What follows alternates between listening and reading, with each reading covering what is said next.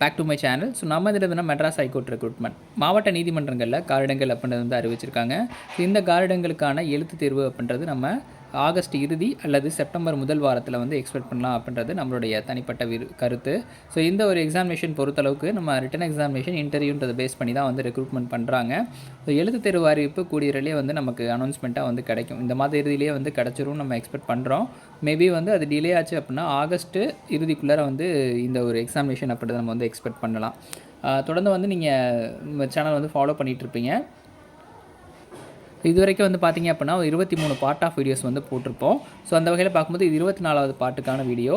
Important topic வந்து பார்க்குறோம். So இது வரைக்கும் நம்ம வந்து கொஷின் ஆன்சர் டிஸ்கஸ் பண்ணியிருப்போம். ஒரு டாப்பிக்காக வந்து இண்டிவிஜுவலாக பார்த்துருப்போம். அப்படி பார்க்கும்போது இது இந்திய தேசிய கொடி அப்புறம் வந்து தேசிய கீதம் சம்மந்தமாக ஒரு இம்பார்ட்டன்ட் நோட்ஸ் தான் வந்து பார்க்குறோம். கிட்டத்தட்ட வந்து இதுலேருந்து வருஷம் வந்து 2 கேள்விகள் வந்து கேட்டிருக்காங்க. தேசிய கொடியினுடைய நீள அகலம் எவ்வளவு, அதே மாதிரி வந்து பார்த்திங்கன்னா இந்த பாடல், ஸோ தேசிய கீதத்தினுடைய பாடல் வரிகளை இயற்றினது யார், ஸோ இந்த பாடல் வரிகள் எத்தனை நொடிகளில் வந்து பாடணும் அப்படின்றதுலாம் வந்து நமக்கு கேள்விகளாக வந்து கேட்டிருக்காங்க. ஸோ அதை வந்து தொகுத்து இம்பார்ட்டன்ட் நோட்ஸாக வந்து நம்ம இந்த வீடியோவில் பார்க்குறோம். பார்க்கறதுக்கு முன்னாடி சேனலை சப்ஸ்கிரைப் பண்ணிட்டு வாங்க. ஸ்கிப் பண்ணாமல் வீடியோ ஃபுல்லாக பாருங்கள். ஸோ உயர்நீதிமன்றத்துக்கான எழுத்து தேர்வுக்கான ஸ்டடி மெட்டீரியல் அப்படின்றது நம்மகிட்ட ஃபுல்லி அவைலபிளாக இருக்குது. ஸோ டெஸ்ட் பேட்ச் கூட வந்து ப்ரொவைட் பண்ணுறோம். ஸோ இதனுடைய டெஸ்ட் பேட்ச் ப்ளஸ் வந்து ஸ்டடி மெட்டீரியல் டீட்டெயில்ஸ் டிஸ்கிரிப்ஷனில் தரேன். ஸோ ஸ்டடி மெட்டீரியல் பை பண்ணுறவங்களுக்கு 30 டெஸ்ட் அடங்கிய 3000 கேள்விகள் வந்து நம்ம டெஸ்ட்டாக வந்து கொடுக்குறோம். அது மட்டும் இல்லாமல் ஆன்லைன் டெஸ்ட்டு. ஸோ இந்த தமிழ் இலக்கண பகுதியை சார்ந்து இருக்கிற கேள்விகள் ப்ளஸ் வந்து புக் பேக்கு எல்லாமே சேர்த்து நம்ம வந்து தமிழ் மட்டும் ஆன்லைன் டெஸ்ட்டாக வந்து ப்ரொவைட் பண்ணுறோம். ஸோ இது எல்லாமே சேர்த்து உங்களுக்கு வித்தின் ப்ரைஸ் வந்து காஸ்ட் ப்ரைஸ் வந்து ரொம்ப லோ ப்ரைஸில் தான் வந்து கொடுத்துட்ருக்கோம்.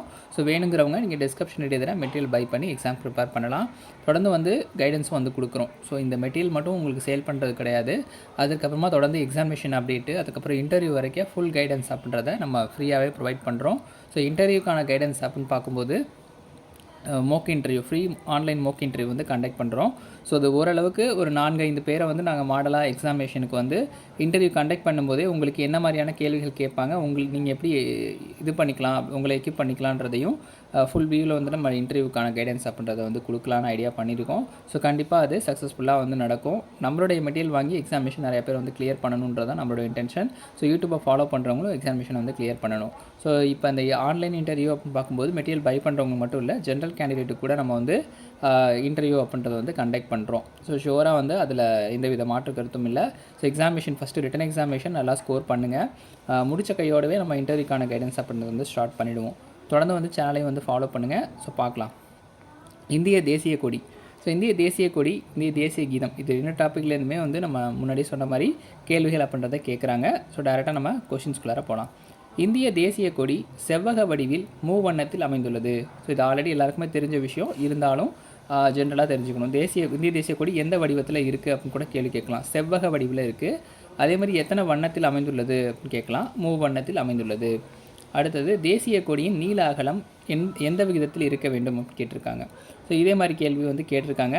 அதில் வந்து நீங்கள் பார்க்க வேண்டியது ஃபஸ்ட்டு என்ன கொடுத்துருக்காங்க அப்படின்றத, அகலம் நீளம்னு கொடுத்துருக்காங்களா, நீள அகலம் கொடுத்துருக்காங்களான்றத கொஷின் நல்லா படிக்கணும். நம்ம ரீட் அவுட் பண்ணிவிட்டு ஜஸ்ட்டு போயிட்டு அப்படியே வந்து நீள அகலம் தான் 3:2ன்னு டக்குன்னு போட்டுட்டிங்க அப்படின்னா அங்கே என்ன கொஷின் கேட்டிருக்காங்கன்றது தெரியாமல் போயிடும். ஸோ ஒரு கொஷின் பேப்பரில் வந்து பார்த்திங்கன்னா போன முறை அகலம் நீளம் எவ்வளவுன்னு தான் கேட்டிருக்காங்க. தேசிய கொடியின் அகலம் நீளம் எவ்வளவு பார்க்கும்போது ஃபஸ்ட்டு என்ன கொடுத்துருக்காங்க, நீளம் தான் கொடுத்துருக்காங்க. நீளம் 3 அகலம் 2. ஸோ 3:2. இதே வந்து மாற்றி கேட்டாங்கன்னா 2:3 அப்படின்ற விதத்தில் இருக்கணும். ஸோ அதை வந்து மேக்ஸிமம் இப்படி டேரெக்டாக தான் கேட்பாங்க. உங்களை டிஸ்ட் பண்ணணும்னு நினச்சாங்கன்னா இந்த மாதிரி கேள்விகள் வந்து கேட்கலாம்.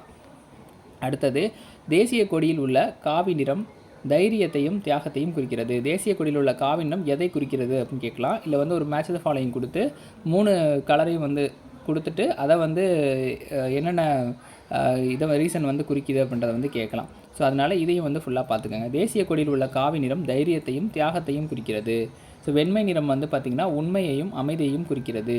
பச்சை நிறம் வந்து பார்த்திங்க அப்படின்னா நம்பிக்கையும் வீரத்தையும் குறிக்கிறது. ஸோ பச்சை நிறம் நம்பிக்கையும் வீரத்தையும் குறிக்கிறது. வெண்மை நிறம் உண்மையையும் அமைதியையும் குறிக்கிறது. காவி நிறம் வந்து தைரியத்தையும் தியாகத்தையும் குறிக்கிறது. தேசிய கொடியின் நடுவில் உள்ள தர்ம சக்கரம், ஸோ அசோக சக்கரம்னு சொல்லுவாங்க, அந்த அசோக சக்கரம் வந்து எதை குறிக்கிறதுன்னா முன்னேற்றத்தை குறிக்கிறது.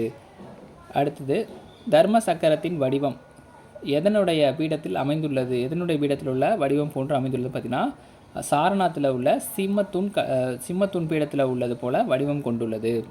நம் தேசிய கொடி 1947ஆம் ஆண்டு ஜூலை 22 அரசியல் நிர்ணய சபையால் ஏற்றுக்கொள்ளப்பட்டது.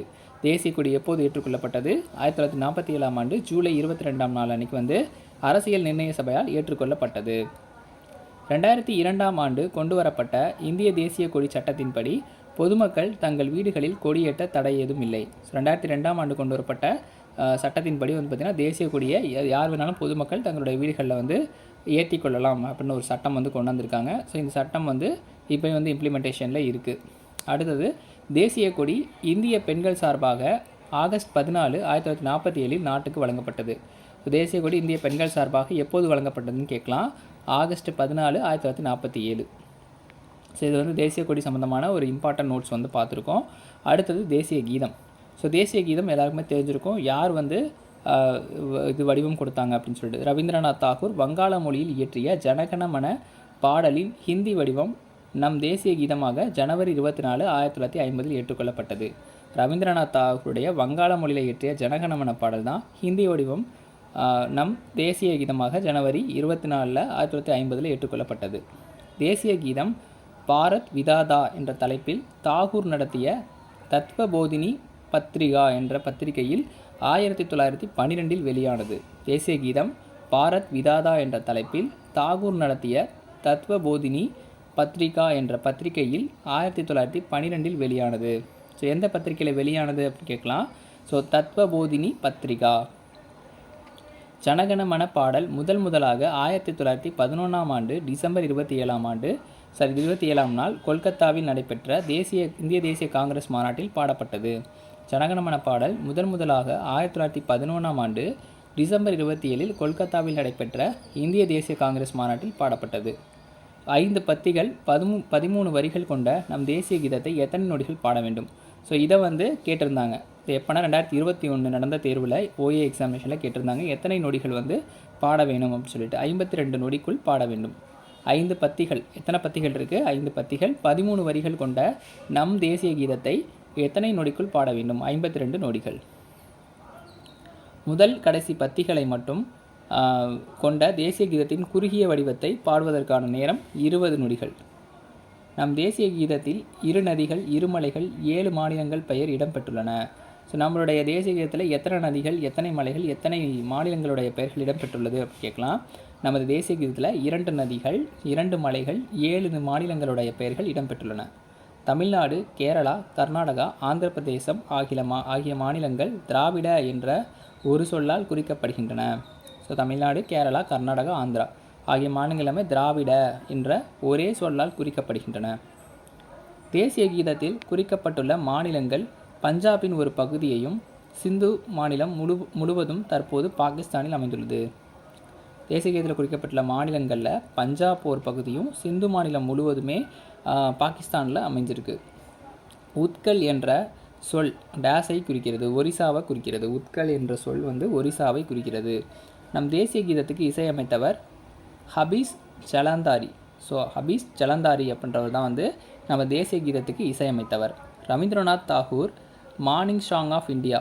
So morning song of India என்ற தலைப்பில் தேசிய கீதத்தை ஆங்கிலத்தில் மொழிபெயர்த்துள்ளார். தேசிய கீதத்தை ஆங்கிலத்தில் என்னென்ன மொழிபெயர்த்திருக்காருன்னு பார்த்தீங்கன்னா morning song of India. Morning song of India என்ற ஆங்கில வழியில் வந்து தேசிய கீதத்தை மொழிபெயர்த்தவர் யாருன்னு பார்த்தீங்கன்னா ரவீந்திரநாத் தாகூர். ஸோ எல்லாமே எல்லாமே பார்த்துருப்பீங்கன்னு நினைக்கிறேன். இம்பார்ட்டன்ட் நோட்ஸ் எடுத்து படிச்சுக்கிட்டாலும் ஓகே. ஸோ ரீட் அவுட் பண்ணி திரும்பியும் வந்து ரிப்பீட் பண்ணி படிங்க. கண்டிப்பாக இது எக்ஸாமினேஷன்லேருந்து 2-3 கேள்விகள் அப்படின்னு வந்து கேட்பாங்க. இம்பார்ட்டன்ட் மட்டும் நம்ம இந்த மாதிரி டாபிக்ஸ் வந்து பார்க்கலாம். ஸோ தொடர்ந்து வந்து சேனலையும் ஃபாலோ பண்ணுங்கள். மெட்டீரியல் வேணுங்கிறவங்க டிஸ்கிரிப்ஷனில் ரீட் தரேன். மெட்டீரியல் பை பண்ணி எக்ஸாம் ப்ரிப்பேர் பண்ணுங்கள். நன்றி, வணக்கம்.